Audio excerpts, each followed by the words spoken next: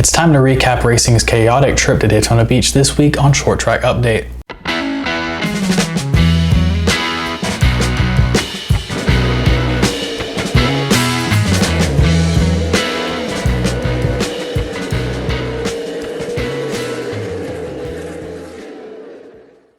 The 2024 Whelen Modified Tour kicked off their season at the New Smyrna Speedway.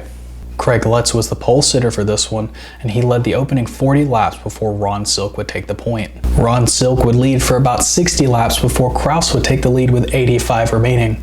Silk and Justin Bonsignor would be in a fierce battle for the lead until a yellow flag flew for a car off the pace with 53 laps remaining. On a late restart with about 30 laps to go, Doug Covey would push Ron Silk back to the lead before Justin Bonsignor would push him out of line and force him to fall back on the exit of turn 2. On a restart with about 10 to go, Austin Beers would do the same thing to Doug Covey, pushing him to the outside and forcing him to fall back once again.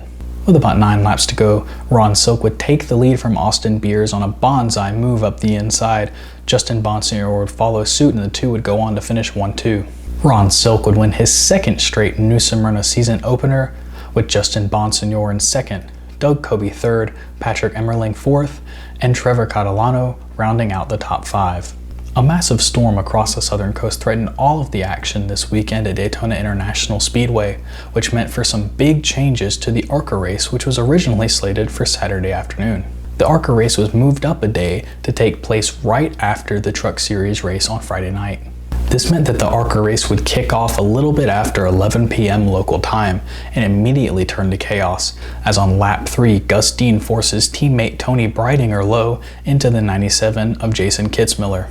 This sparked a crash that would take out much of the field, including Shane Van Gisbergen, who was required to run this race in order to compete in the NASCAR Xfinity Series. 2 more yellows for single car spins would occur in the first half of the race, including one for an impressive save by Christian Rose, who spun in the tri-oval and managed to not hit anything. Race control would throw the halfway yellow on lap 40, but not before Marco Andretti gets turned into Dale Quarterly, sparking a really big crash on the back straightaway. Following the halfway break, racing calmed down briefly until handling issues saw several cars get loose in the corners, and Michael Maples, with 19 to go, got turned around exiting 4, collecting Scott Melton.